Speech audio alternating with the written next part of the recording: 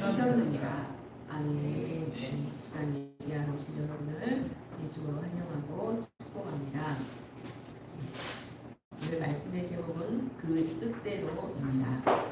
우리는 지난주 로마서 8장 28절 말씀에서 첫째로 하나님께서 하나님을 사랑한 자, 곧 그 뜻대로 부르신 자들의 삶에서 모든 것을 합력하여 이루게 하시는 선이 무엇인지를 깊이 살펴보았습니다.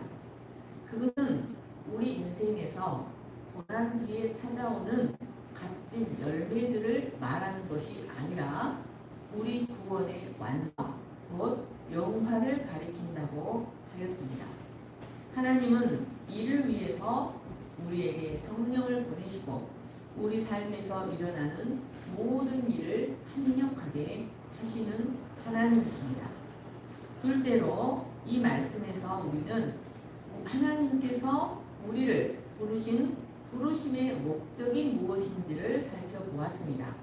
그것은 바로 우리가 하나님을 사랑하는 것이었습니다. 우리가 하나님을 사랑하고 신뢰하는 것은 하나님이 먼저 우리를 사랑해 주셨기 때문에 가능한 것입니다. 바울이 여기서 부르심을 받은 자들을 하나님을 믿는 자들이라고 말하지 않고 하나님을 사랑하는 자들이라고 말한 것은 매우 중요한 뜻이 있었습니다. 그것은 우리 구원이 그리스도와 마찬가지로 고난을 통해서 완성되어져 가기 때문이었습니다.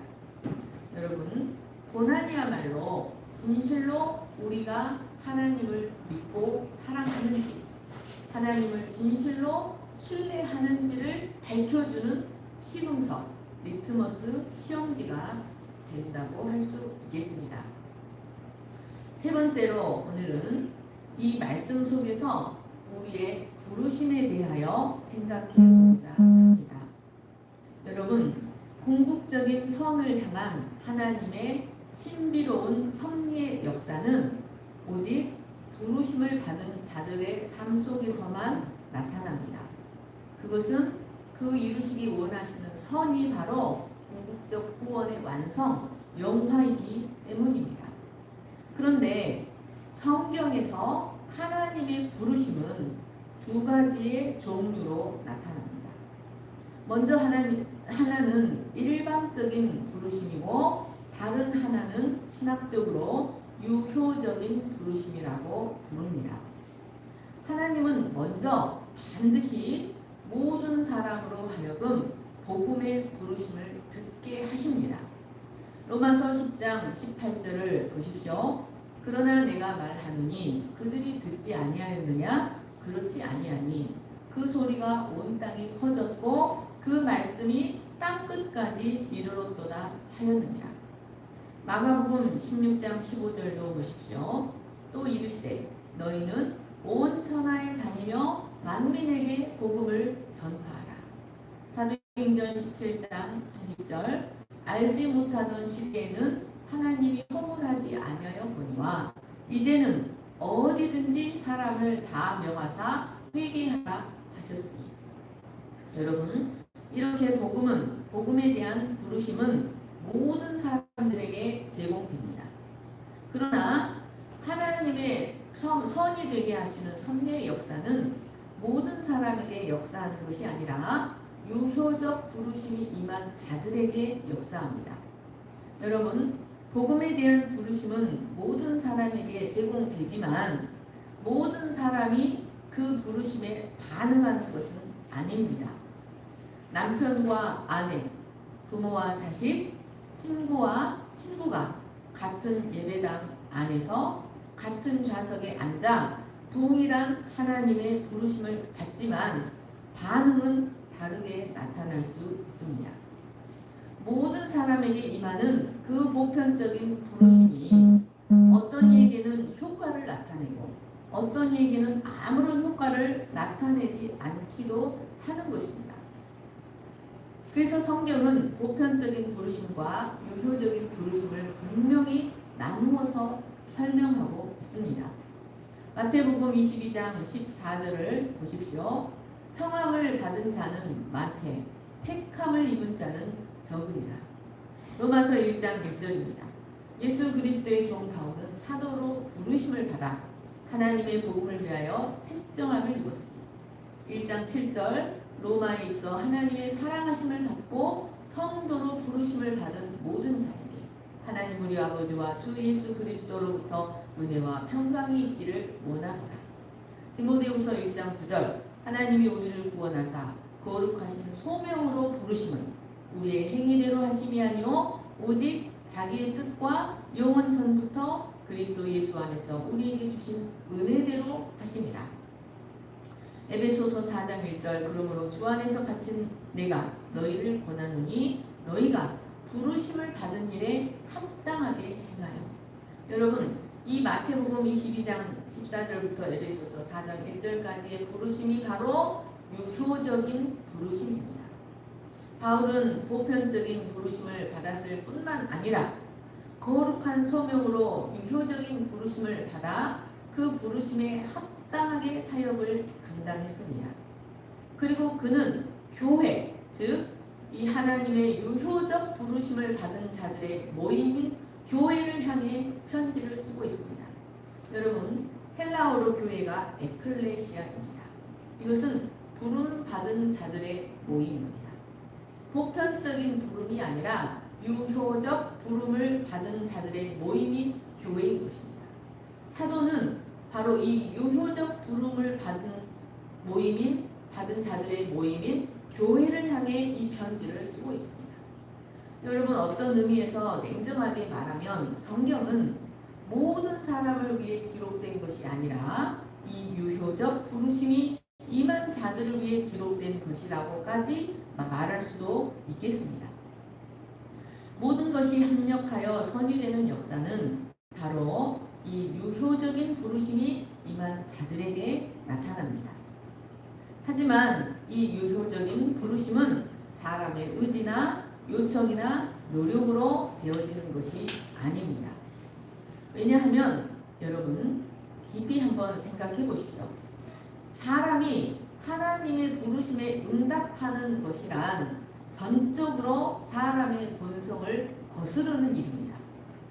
여러분 우리는 절대로 누군가에게 내 삶의 주권이 방해되는 것을 원하지 않습니다. 누군가가 내 삶을 하는 일마다 압박을 하거나 때로는 정죄감을 느끼게 하는 것을 우리는 결코 원하지 않습니다. 그래서 누군가가 내 삶에 개입을 한다든지 그런 일을 행하려 할 때마다 인간은 본성적으로 온 마음을 다해 저항합니다.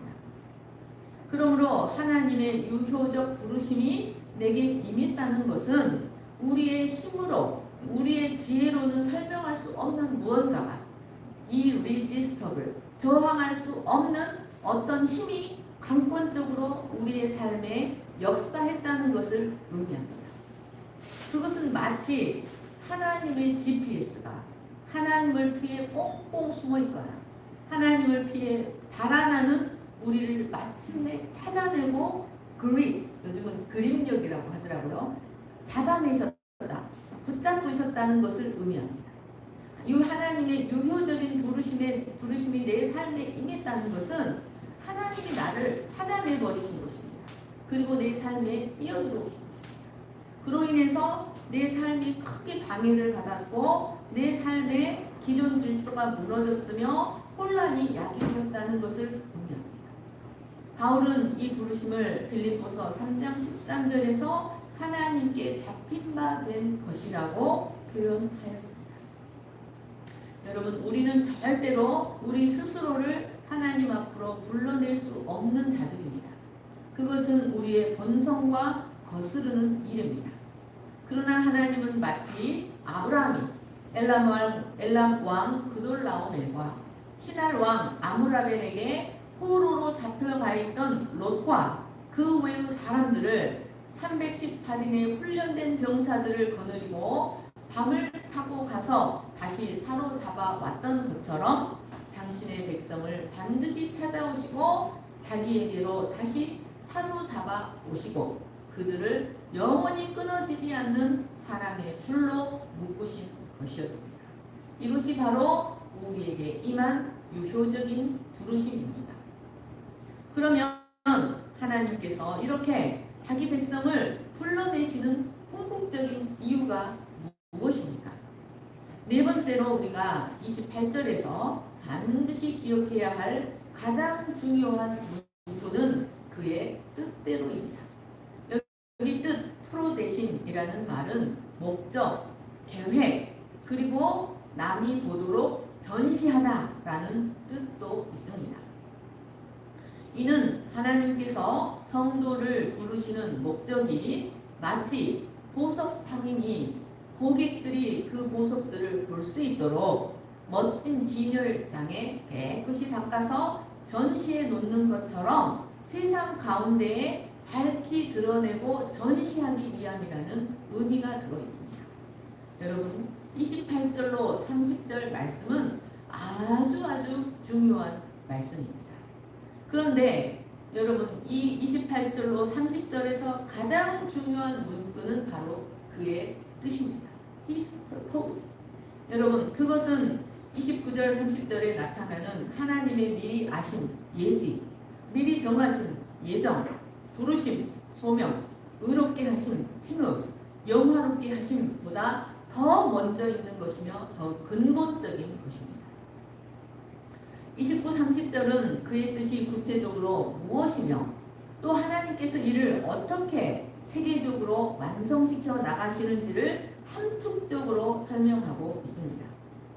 성도가 하나님의 부르심을 받고 그를 사랑하는 것은 바로 그의 뜻을 위해서입니다. 하나님의 뜻, 그의 뜻이 바로 성경 전체를 관통하는 주제입니다. 성경은 여러 책들이 모여서 이루어져 있지만 오직 이 하나의 주제가 처음부터 끝까지 관통하며 그 뜻이 역사 속에서 어떻게 마침내 성취되는지를 보여주고 있습니다. 로마서 9장 11절을 보십시오.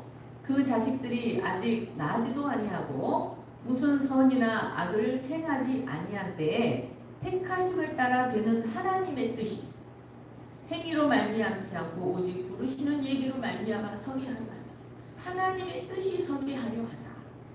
에베소서 1장 5절 9절 11절입니다. 그 기쁘신 뜻대로 우리를 예정하사 예수 그리스도로 말미암아 자기의 아들들이 되게 하셨으니 9절 그 뜻의 비밀을 우리에게 알리셨으니 곧 그 기쁘심을 따라 그리스도 안에서 때가 찬 경륜을 위하여 예정하신 것이라. 모든 일을 그 마음의 원대로 역사하시는 자의 뜻을 따라 우리가 예정을 입어 그 안에서 기업이 되었습니다. 여러분, 성경의 단 하나의 주제는 바로 하나님의 뜻입니다. 우리가 성경을 아무리 읽어도 이 성경의 진정한 주제인 하나님의 뜻을 제대로 발견하지 못하고 이해하지 못했다면 우리는 그 성경을 제대로 알지 못한다고 것이라고 말할 수가 있습니다. 그렇다면 과연 우리를 부르신 하나님의 뜻, 성경 전체를 관통하고 있는 하나님의 뜻은 과연 무엇일까요? 29절을 보십시오. 하나님이 미리 아신 자들을 또한 그 아들의 형상을 본받게 하기 위하여 미리 정하셨습니다. 이는 그로 많은 형제 중에서 맏아들이 되게 하려 하십니다. 여러분, 하나님께서 성도를 부르신 1차적인 뜻은 바로 우리로 그 아들의 형상을 본받게 하기 위함입니다. 이것이 하나님의 뜻입니다. 여기 형상이란 외적인 모습뿐만 아니라 내적인 본질까지 똑같이 찍어내는 것을 의미합니다. 그런데 이 말은 예수님에게 사용되었습니다. 골로새서 1장 15절을 보십시오. 그리스도는 눈에 보이지 아니하는 하나님의 형상이요 모든 창조물보다 먼저 나신 자니. 히브리서 1장 3절 그는 하나님의 영광의 광채시요 그 본체의 형상이시라. 그의 능력과 말씀으로 만물을 붙드시며 죄를 정결케 하는 일을 하시고 높은 곳에 계신 위엄의 우편에 앉으셨습니다. 여러분, 형상이라는 말은 먼저 예수님에게 사용되었습니다. 예수님은 하나님의 실상을 그대로 표현해내시는 하나님의 형상이셨습니다. 하나님의 모든 본질을 설명해내는 그대로 찍어내신 하나님의 형상이었던 것입니다. 그러므로 우리가 그의 아들의 형상을 본받는다는 말은 그의 외적인 성품이나 믿음이 그의 장성한 분량에 이르기까지 자라가야 한다는 의미 외에도 그분의 권세, 그분의 지위, 그분의 영광에까지 똑같이 동참하게 된다는 것을 의미합니다. 이것을 다른 말로 하면 우리의 구원의 완성, 즉 우리의 낮은 몸이 그리스도의 영광의 몸과 같은 상태로 동일한 상태로 완전히 변화되는 영화를 의미합니다.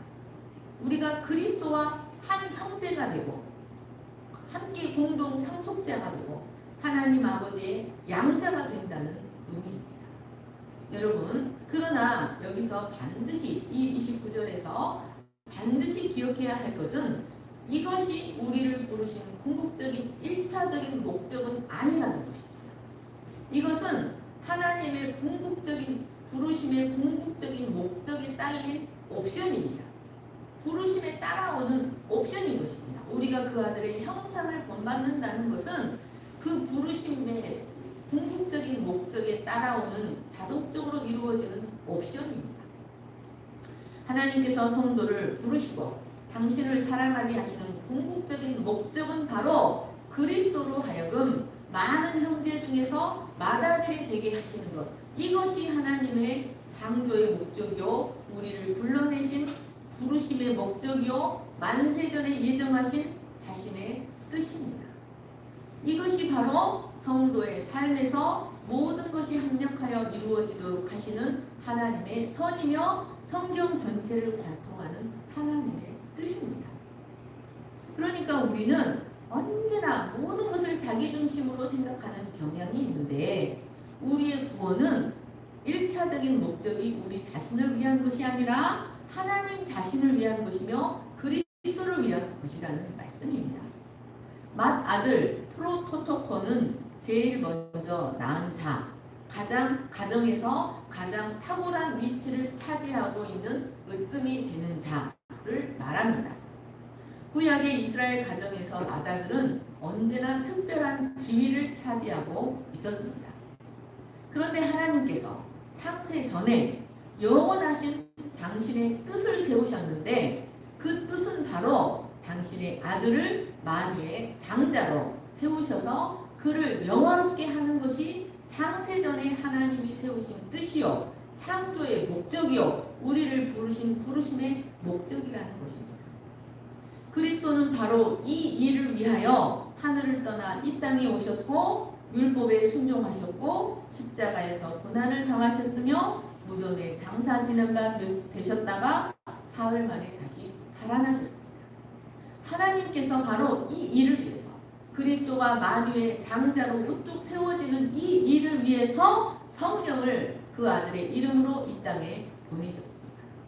우리는 이 사실을 반드시 제대로 이해하고 있어야 합니다. 우리의 구원을 절대로 우리 자신의 차원에서만 생각하지 않고 그리스도와의 관계라는 차원에서 하나님의 영원하신 목적이라는 차원에서 살펴보아야만 우리 구원이 제대로 이해가 될 수 있습니다. 우리의 구원은 복되신 삼위일체 하나님의 영광에 수반되어 있는 것입니다. 그 하나님의 명예에 수반되어 있는 일인 것입니다. 바로 그렇기 때문에 우리의 구원이 결코 흔들릴 수 없는 것입니다.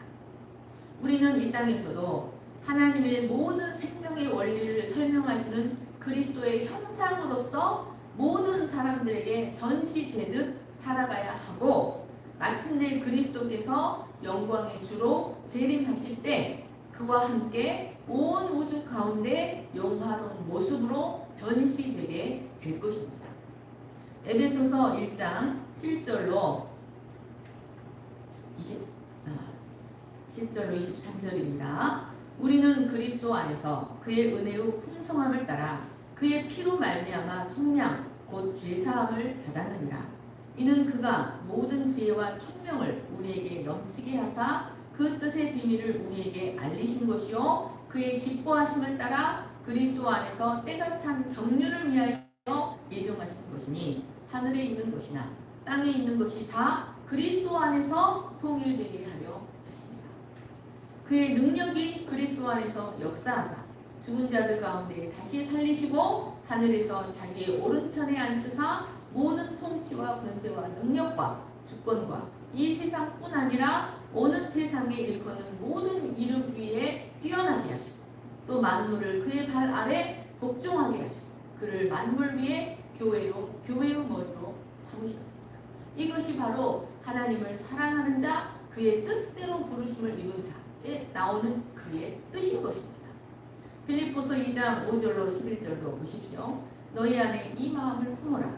곧 그리스도 예수의 마음이니 그는 근본 하나님의 본체시나 하나님과 동등됨을 취할 것으로 여기지 아니하시고 오히려 자기를 비워 종의 형체를 가지사 사람들과 같이 부셨고 사람의 모양으로 나타나사 자기를 낮추시고 죽기까지 복종하셨으니 곧 십자가에 죽으십니다. 이러므로 하나님이 그를 지극히 높여 모든 이름 위에 뛰어난 이름을 주사 하늘에 있는 자들과 땅에 있는 자들과 땅 아래에 있는 자들로 모든 무릎을 예수의 이름에 꿇게 하시고 모든 입으로 예수 그리스도를 주라 시인하여 하나님 아버지께 영광을 돌리게 하셨느니라. 여러분, 우리의 구원의 궁극적인 목적, 우리 부르심의 궁극적인 목적은 바로 모든 무릎이 예수의 이름 앞에 꿇게 하시고 모든 입이 예수 그리스도를 주라 시인하여 마침내 하나님께 영광을 돌리게 하는 것입니다. 이것이 하나님께서 우리의 삶에서 모든 것을 합력하여 이루기를 원하시는 최고의 선이고 창조의 목적이며 영원 전부터 계획하셨던 하나님의 뜻입니다. 그리고 이 모든 일의 목적은 바로 하나님 홀로 영광을 받도록 하기 위함입니다. 고린도전서 15장 28절을 보십시오. 만물을 그에게 복종하게 하실 때에는 아들 자신도 그때 만물을 복종하게 하신 이에게 복종하게 하리니 이는 하나님이 만유의 주로서 만유 안에 계시려 하십니다. 하나님은 예수 그리스도를 통해서 이 세상을 심판하십니다. 하나님은 예수 그리스도를 통해서 이 세상을 통치하시고 예수 그리스도를 통하여 자신의 모든 것을 나타내셨습니다. 하나님은 그리스도를 모든 무릎이 그리스도의 이름 앞에 꿇게 하시고 모든 입이 예수 그리스도를 주라 시인하기를 원하셨습니다. 이를 위해 오늘 부르셨고 이를 위해서 예수님이 이 땅에 오셔서 십자가에 죽으시고 부활하셨던 것이었습니다. 하나님은 이 모든 일을 통하여 온 우주에 당신의 영원하시고 영구하신 영광을 드러내십니다. 하나님의 은혜는 지극히 풍성함, 하나님의 지혜, 하나님의 권능, 하나님의 자비를 이 모든 일을 통하여 풍성히 나타내십니다. 여러분, 우리의 부르심은 바로 이 목적 안에 들어있는 것입니다. 그렇기 때문에 우리의 구원은 확실히 보장되는 것입니다. 이 목적 안에, 영원한 목적 안에 우리의 부르심이 들어있기 때문에 우리는 반드시 그와 함께 영원하게 되고 말 것이라는 사실입니다.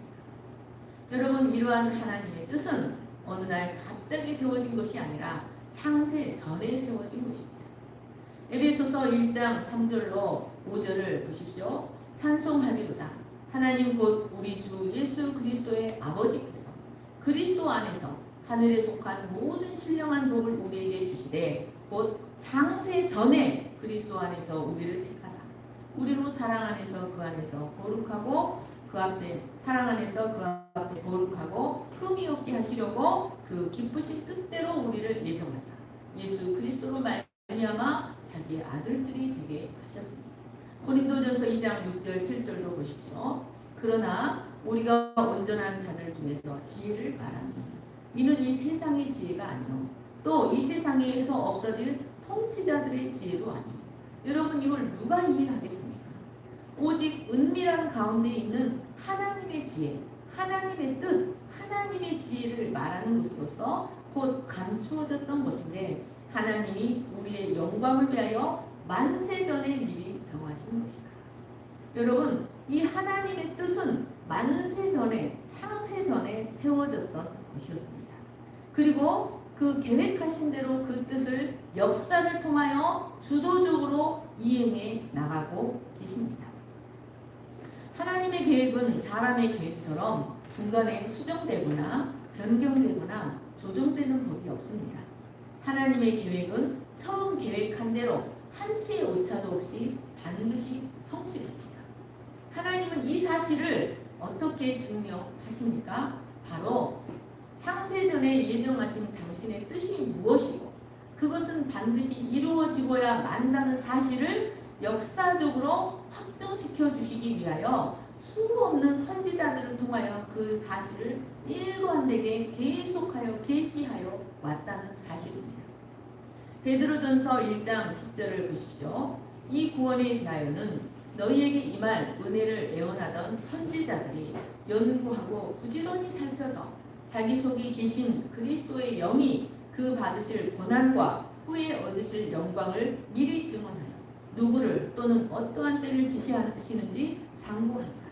이 섬긴 바가 자기를 위한 것이 아니요 너희를 위한 것임이 계시로 알게 되었으니 이것은 하늘로부터 보내신 성령을 힘입어 복음을 전하는 자들로 이제 너희에게 알린 것이요 천사들도 살펴보기를 원하는 것입니다. 하나님은 그 뜻이 너무나 분명하다는 사실을 확정시키기 위하여 그리고 그것을 반드시 성취시킨다는 사실을 확정시키시기 위하여 선지자들을 통해 계속 예언해 오셨는데 그 뜻이 얼마나 아름답고 영화로운지 천사들도 그것이 성취되기를 간절히 고대한다는 말씀입니다. 만약 하나님의 뜻이 창세 전에 확실하고 완전하게 세워지지 않았다면 그 수없는 세월들 동안 그토록 일관되고 변함없이 줄기차게 예언되어 올 수가 있었겠습니까? 그러나 하나님의 뜻은 너무나 분명하고 확실했기 때문에 시대를 거쳐 선지자들을 통해 반복적으로 일관되게 예언되어 왔던 것입니다. 그리고 때가 참에 그렇게 말씀하시고 확증하신 대로 그 아들을 여자에게서 나게 하시고 율법 아래 나게 하셨습니다. 이 모든 일은 바로 창세 전에 하나님의 마음에 있었던 하나님의 뜻이었습니다. 로마서 11장 33절 36절을 보십시오. 깊도다 하나님의 지혜와 지식에 풍성하며 그의 판단은 헤아리지 못할 것이며 그의 길은 찾지 못할 것이로라. 누가 주의 마음을 알았느냐? 누가 그의 모사가 되었느냐? 누가 주께 먼저 드려서 갚으심을 받겠느냐? 이는 만물이 주에게서 나오고 주로 말미암고 주에게로 돌아갑니다. 그에게 영광이 세세 있을지. 여러분, 하나님은 태초부터 그 뜻을 정확하게 세우셨고 또 그 뜻을 하나님 자신이 친히 이행하시는 분이시기 때문에 태초부터 종말을 보호하실 수 있는 분이십니다. 이사야 선지자는 하나님은 태초의 종말을 보호하셨다. 인류의 시작점에서 인류의 종말을 보호하셨다는 말씀입니다. 하나님은 그 창세전에 그 뜻을 분명하게 세우셨기 때문에 태초부터 종말을 보호하실 수 있는 하나님이신 것입니다. 그분은 한 번 말씀하시면 반드시 그것이 성취되게 하시는 하나님이십니다. 시험 삼아서 해보고 실패하면 다시 수정하시는 그런 분이 아니십니다. 모든 것을 처음부터 끝까지 철저하고 완벽하게 계획하시고 그 계획을 그대로 실행하시는 하나님이십니다. 그분은 빛의 아버지시요 변함도 없으시며 회전하는 그림자도 없으신 하나님이십니다. 여러분, 우리가 이 사실을 기억하는 것이 왜 중요합니까? 바로 우리의 부르심이 이 하나님의 영원하신 뜻 안에 있다는 것입니다. 우리의 유효적인 부르심이 얼마나 고귀하고 소중한 것인가 하는 것입니다. 하나님은 이 거룩하신 뜻을 이루시기 위하여 우리에게 성령을 보내셔서 예수 그리스도께서 성취하신 구속의 사역을 우리에게 적용시키시며 철저하게 이행시켜 나가고 계십니다. 여러분, 우리는 하나님께서 말씀하신 대로 예수 그리스도와 동일한 상태로 완전히 영화롭게 될 것입니다. 그래서 바울은 29절 30절에서 하나님께서 우리의 구원을 이루어 가시는 우리의 구원의 서정을 함축적으로 압축하여 설명하면서 그 시제들을 이미 끝나버린 일들을 지시하는 문법 형태인 부정 과거형의 동사들을 사용하고 있다는 것을 알아야 합니다. 여러분, 왜 바울이 이 모든 일이 끝나버린 완료형의 동사들을 쓰고 있는 것입니까? 이것은 우리의 구원의 확실성에 대한 분명한 확증을 줍니다. 우리는 의롭게 된 후에 다시 그 지위를 잃어버리는 것이 절대 아닙니다. 우리의 구원의 시스템은 우리는 하나님의 구원의 시스템 속으로 들어가는데 우리의 구원을 이루어 가시는 그 시스템은 결코 끊어질 수 없는 완벽한 사슬들이라는 것을 기억하시기를 축원합니다. 만일 사람이 예수 그리스도로 말미암아 의롭다 하심을 받았다면 우리는 이미 영화롭게 되어진 사람들이고 이미 하나님 보좌 우편에 그리스도와 함께 앉아 있다는 것입니다. 그래서 바울이 이 로마서 8장에서 이렇게 확신 있게 선포할 수 있었던 것이었습니다. 그런즉 이 일에 대하여 우리가 무슨 말을 하려? 만일 하나님이 우리를 위하시면 누가 우리를 대적하리요? 내가 확신하노니 사망이나 생명이나 천사들이나 권세자들이나 현재일이나 장래일이나 능력이나 높음이나 깊음이나 다른 어떤 피조물이라도 우리를 우리 주 그리스도 예수 안에 있는 하나님의 사랑에서 끊을 수 없습니다. 그러므로 이제 그리스도 예수 안에 있는 자에게는 결코 정죄함이 없느니라 라고 담대하게 말할 수 있는 이유는 바로 하나님의 말씀은 반드시 성취되기 때문입니다. 여러분, 우리는 우리의 구원이 단순히 우리를 불쌍히 여기셔서 우리 자신만을 위한 것이 아니라는 것을 알아야 합니다.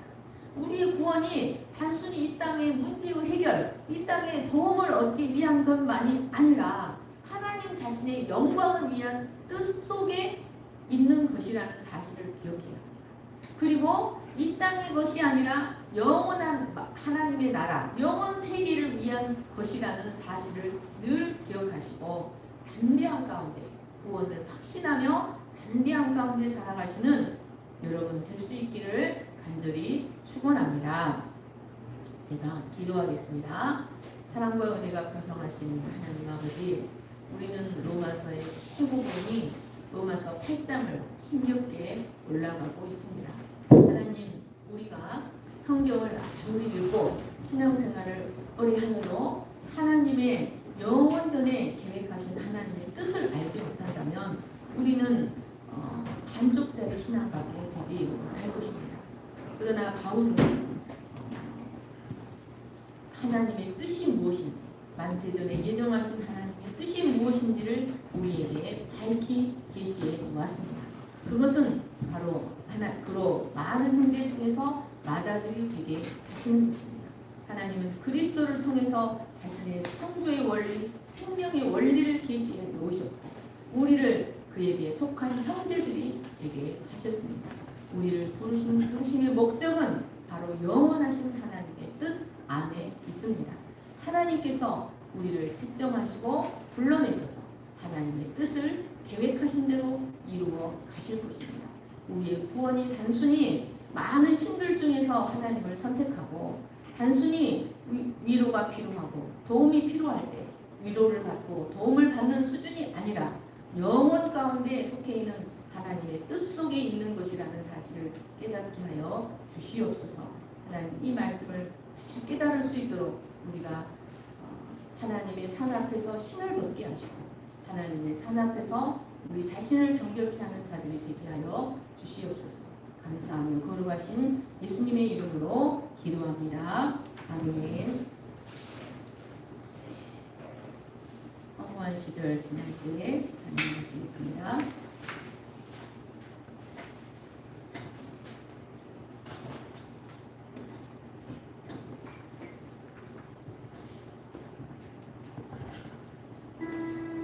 일어나셔서 찬양하시겠습니다.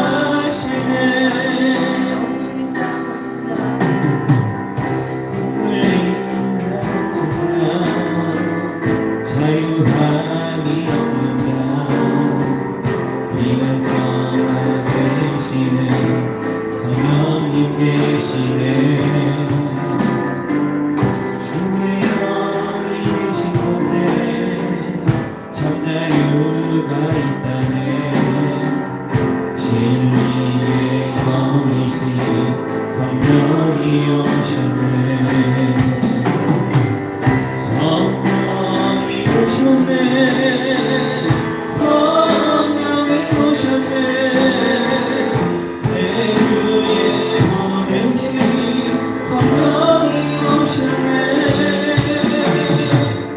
우리 인생 가운데 친히 찾아오셔서 그 나라 꿈꾸게 하시네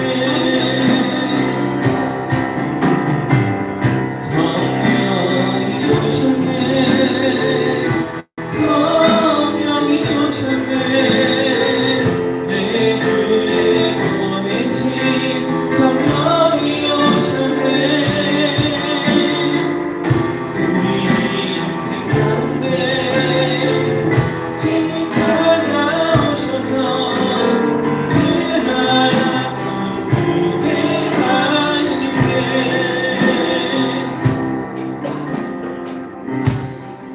하나님께서 미리 아신 자들과 그 아들의 형상을 본받게 하기 위하여 미리 정하셨습니다.